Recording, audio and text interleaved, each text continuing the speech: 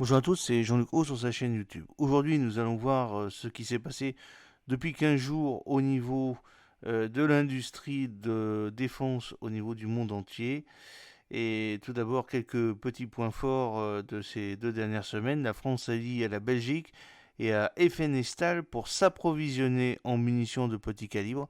C'était vraiment un serpent de mer. Et donc peut-être que de nouveau, il y aura une usine qui fabriquera des petits calibres. Nous allons voir cela dans la suite. Ensuite, on a Exosense, l'ex-Photonis, qui cherche à être introduit en bourse pour lever 180 millions d'euros. La Marine nationale envisagerait de remplacer ses frégates Floréal par des corvettes Godwin. Il y a Kaya Ziegler qui succède à Christophe Houghton à la tête d'ESG, Electronic System and Logistic. Il y a une commande additionnelle de missiles Exocet MM40 Block 3. C'est pour les frégates de la Marine nationale. Après Navantia autour de Fiancari à partir de la conquête du marché naval saoudien. Hat-trick pour le Black Hawk de Sikorsky avec 36 appareils, de plus pour le Brésil, l'Autriche et la Suède. On a au niveau l'US Air Force qui commande à Boeing pour 7,48 millions de dollars des kits de guidage JDAM et laser JDAM. Dans le cadre de son plan Horizon 5.0, Navantia adopte une nouvelle structure d'entreprise et des moyens de franchissement de coupures humides. La DGA relance la compétition Cifrol. Alors, au niveau de la macroéconomie, au niveau du Royaume-Uni, on a le financement des PME et de la BITD britannique, où il y a un blocage bancaire. Au niveau de l'Union européenne, il y a des matériaux critiques avec l'entrée en vigueur d'une législation européenne. Au niveau des besoins étatiques en Espagne, un appel d'offres pour des lance-roquettes anti-chars et de combat terrestre de 100 mm. Une demande d'information pour des munitions de 762 mm en Finlande. Un appel d'offres de système de franchissement léger lourd Cifral en France. Un appel d'offres de navires de soutien logistique de type NSV en Suède. Au niveau des sociétés, chez Airbus Defence Space, on a un contrat d'étude pour des avions cargo de transport stratégique ESOCA, un partenariat industriel pour des systèmes d'aide au décollage et à l'atterrissage à pontage Deckfender. Chez Arcus, on a un contrat de camion-citerne CCNG, un accord étatique au projet de rachat d'armement terrestre avec Arcus. On a la nomination, une nomination de personnel chez Hostal USA et un contrat de navire de surveillance océanique de type T-Agos 25.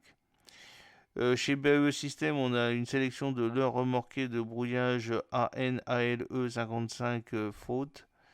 On a un contrat d'obusier blindé automoteur M109A7 et de véhicules blindés d'approvisionnement F99 2A3. On a un contrat de véhicules blindés de combat d'infanterie CV90. Alors, on a une nomination de personnel chez Boeing. On a un contrat de missile anti-navire UGM 84 Sub Harpoon. On a une notification au Congrès de kit de guidage KMU 556, 557, 572 JDAM. On a des investissements à l'étranger pour de la recherche et développement, innovation, stratégie d'entreprise. On a un contrat de bombes guidées JDAM et laser JDAM. Au niveau de CAE, on a un très fort déficit lié au secteur de la défense. On a un rachat d'une société par CGLEC. Un contrat de fusil d'assaut M4 et M4A1 chez Colt. On a une construction d'une nouvelle usine pour des systèmes d'arrêt d'urgence d'avion chez Curtis Wright. Des contrats de munitions, des contrats export des systèmes d'armes et des contrats export de jumelles de vision nocturne AN-AVS 6 AN6 chez Elbit Systems. Un départ et une nomination chez ESC. Un contrat export chez le système de navigation GIC10W chez Excel. Un projet d'introduction en bourse par Exosense. Et une stratégie d'entreprise avec la création d'une co-entreprise de contrat pour les patrouilleurs routiers de type P51MR chez Fincantieri, avec une création d'une filiale à l'étranger pour la construction navale et un contrat pour des frégates multimissions de classe Constellation. On a un partenariat stratégique et la création d'une filière française voire européenne chez FN Estal pour les munitions de petit calibre, la nomination d'un personnel chez General Electric et la création d'emplois. On a un partenariat industriel pour les véhicules tactiques ISV munitions téléopérées Hero 120 chez GM Défense. Un prospect commercial chez KNDS pour les véhicules blindés de combat d'infanterie Boxer. Un contrat export pour des systèmes mobiles de défense aérienne de moyenne portée NASAMS chez Kongsberg. Une sélection de moteurs fusées pour les missiles anti-navires NGI chez L3 Harris Technologies et un contrat de modernisation des systèmes de guerre électronique AN-ALQ 172.